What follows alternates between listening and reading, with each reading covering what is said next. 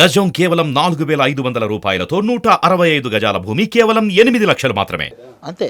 నేను ఇప్పటికైనా రేపొద్దున జనసేన పార్టీకి ప్రచారానికి ఏదైనా పిలిస్తే అసలు ఏమాత్రం ఆలోచించకుండా వెళ్తాను. ఈవెన్ నాగబాబు గారు నేను అడిగాను. ఇప్పుడు ఈ ఒక 3 నెలల ముందు నాగబాబు గారు నేను అడిగాను, సార్ మీరు వెళ్ళేటప్పుడు ఇప్పుడు మీరు ఏరియాలు అన్నీ తిరుగుతున్నారు కదా సార్, ఏమాత్రం అవసరం ఉన్నా నాకు కూడా చెప్పండి సార్, నేను కూడా వచ్చి నా వంతు కృషిగా నేను కూడా జనసేనకు ఉన్న కొన్ని పాయింట్లు ఏవైతే ఉంటాయో అవి జనాల్లోకి వెళ్ళేలాగా నేను కూడా చేస్తాను సార్ అని నేను చెప్పాను. ఎందుకు జనసేనాని అన్న పవన్ కళ్యాణ్ గారు అన్న అమితమైన ఇష్టం ఆది కంటే ఏం చెప్తావు? అది నాకు పవన్ కళ్యాణ్ గారు అంటే చాలా చాలా ఇష్టం అండి. చాలా మంచి మనిషి అండి అతను.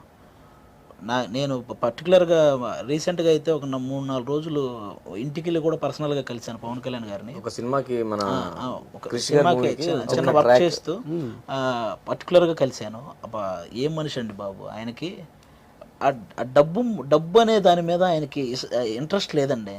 అలాంటి వ్యక్తి ఖచ్చితంగా మంచి చేయాలనే ఆలోచిస్తాడు. ఈ రోజుల్లో ఎటువంటి మనిషినైనా మార్చేది డబ్బే, అది మీకు తెలుసు కదా. అలాంటి డబ్బు మీద అసలు అతనికి ఇంట్రెస్ట్ లేదు. ఈ డబ్బు సంపాదించేద్దాం, దాన్ని దాచేద్దాం, ఇలాంటి ఆలోచన లేదు అతనికి. అతను ఏంటంటే ఏదైనా ఇప్పుడు ఆ సినిమాల ద్వారా వచ్చిన డబ్బుని ఇప్పుడు ఆ కౌలు రైతులకి ఆయన ఓన్ డబ్బు తీసి పంచుతున్నాడు అందరికీ. కౌలు రైతులకి అతను మన దగ్గర ఉన్న ఒక 100 రూపాయల నుంచి ఎవరైనా అడిగితే ఒక మహా అయితే ఒక 10 రూపాయలు ఇవ్వడానికి ఆలోచిస్తాం మనం. అలాంటిది ఉన్న డబ్బంతా ఇప్పుడు ఒక సినిమాకి ఒక 30, 40, 50 కోట్లు వస్తే అది మొత్తం తీసుకెళ్ళి పంచడానికే, లేకపోతే పార్టీ కార్యకలాపాలకు అవసరమైన వాటికి, అతని దగ్గర వర్కర్స్ ఎవరైతే ఉన్నారో వాళ్ళకి, ఇలాంటి వాటికే. అంతేగాని ఏదో మనం బాగా ఉంచేసుకొని దాచేసుకొని లగ్జరీగా బతికేద్దాం, ఇలాంటి ఆలోచన ఇంచిత్తు కూడా ఉండదండి ఆయనకి. అలాంటి వ్యక్తిత్వం. 2024లో జనసేన నుంచి హైపర్ ఆది ఎమ్మెల్యేగా పోటీ చేస్తాను.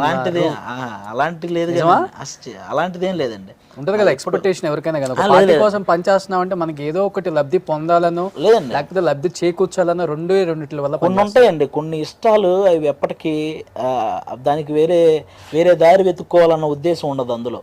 ఆ ఇష్టం ఎలాంటిదంటే, అబ్బా ఇలాంటి వ్యక్తి వస్తే బాగుంటుంది, ఎందుకో ఇతను నేను అలా చూడాలనుకుంటున్నాను, ఆ ఫీలింగ్ ఎప్పుడు కొడుతుంటుంది. చాలా హ్యాపీగా ఉంటుంది ఆయనకు మంచి జరిగితే.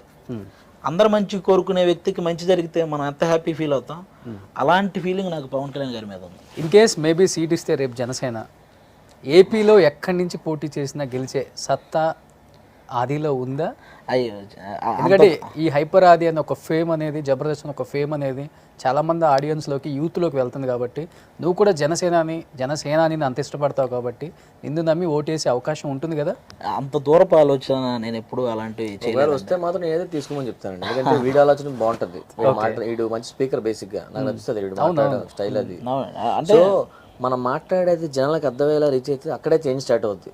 అలా మాట్లాడే వాళ్ళు చాలా తక్కువ మంది ఉంటారు. బేసిక్గా జనాలు మార్చడానికి కావాల్సిన మాట అది వీడి దగ్గర ఉంది. నిజంగా వీడికి వస్తే నేను తీసుకోమని చెప్తాను, తీసుకోరా. అలాంటి వాటి ఆలోచన చేయడానికి కూడా మనకి ఇంకా చాలా టైం ఉందండి. వాళ్ళు ఎంత పెద్దవాళ్ళు, వాళ్ళు ఎన్ని స్టేజ్లు చూసి వచ్చాక ఇలాంటి దానికి వచ్చారు. మనం ఇంకా ఎంత చూడాలి, అది చాలా టైం ఉంది. జనసేనకి సరైన అభ్యర్థులు లేకే కదా వాళ్ళకి ఇబ్బందులు. ఇలాంటి యూత్ మంచి అభ్యర్థులు ఉంటే వాళ్ళకి జనసేనకి సరైన అభ్యర్థులు లేక కాదండి, జనాల్లో ఇంకా మార్పు రాక అంతే. అదొక్కటే, అది వస్తుంది చిన్నగా.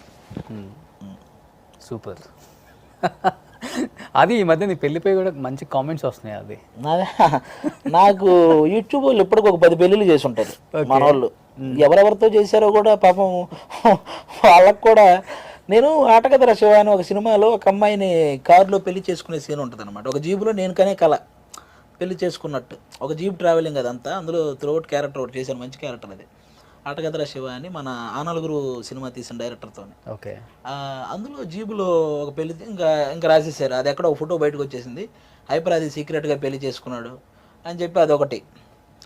మొన్న ఎప్పుడో నేను నా బర్త్డే రోజు వర్షిని ఏదో పాపం తను నన్ను పిలిచి కేక్ కట్ చేయించింది. ఓహో, ఆదికి వర్షినికి ఏదో ఉంది. ఇంకా వాళ్ళ ఇష్టం, నేను కూడా విన్నది అదే. వాళ్ళ ఇష్టం, ఏది పడితే అది రాసేస్తారు. అవన్నీ వర్షినికి ఆదికి లవ్ ట్రాక్ అయితే లేదు. అలాంటిది ఏం లేదు, జస్ట్ ఫ్రెండ్స్ అంతే. ఇంకా చెప్పాలంటే నాకు వర్షినికి ఆస్ట్రేలియాలో ఒక పెద్ద గొడవ అయింది. ఎవ్వరికి తెలియని విషయం ఏంటంటే, ఒకసారి ఆస్ట్రేలియా ప్రోగ్రామ్కి వెళ్తే నాకు వర్షినికి పెద్ద గొడవ అయింది. దానివల్ల మేము ఫ్రెండ్స్ అయ్యాం యాక్చువల్గా. అంతకుముందు జనరల్గా మాట్లాడుకునే వాళ్ళం కానీ అంత ర్యాప్ ఉండేది కాదు. ఎప్పుడైతే ఇద్దరికి మధ్య ఒక పెద్ద గొడవ అయిందో వెంటనే తెలియకుండా కొన్ని రోజులకి ఇద్దరం ఫ్రెండ్స్ అయిపోయాం. ఆ తర్వాత డీలో ఆ కాంబినేషన్ అది వర్కౌట్ చేయటం, ఫ్రీగా మాట్లాడేయటం, ఇవన్నీ బాగా ఇక్కడ కాంబినేషన్ నుండి కలిసారంటే అంతే అంతే అయిపోయింది. కాంబినేషన్ నుండి కలిసిపోతే వెబ్సైట్లన్నీ కూర్చుంటాయి మాట్లాడుకునేలాగా. ఫొటోస్ బాగా తీసాను, భలే హ్యాపీ అనిపిస్తుంది అవన్నీ చూస్తుంటే. అవునా? చాలా ఇయర్స్ చాలా అన్ని.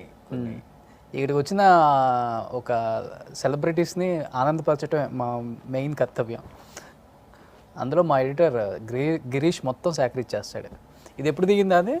ఇది నేను భీమ్లా నాయక్లో సాంగ్ చేశానండి. నాకు త్రివిక్రమ్ గారు ఇచ్చిన ఒక మంచి ఆఫర్ అనుకోవచ్చు. ఎందుకంటే నేను పవన్ కళ్యాణ్ గారితో ఆల్మోస్ట్ 6 days ఆ సాంగ్ కోసం ట్రావెల్ చేశాను. ఆయనతో పాటు కూర్చోవటం, ఆయనతో పాటు భోజనం చేయడం, ఇవన్నీ నాకు లభించిన ఒక అదృష్టం అని చెప్పొచ్చు.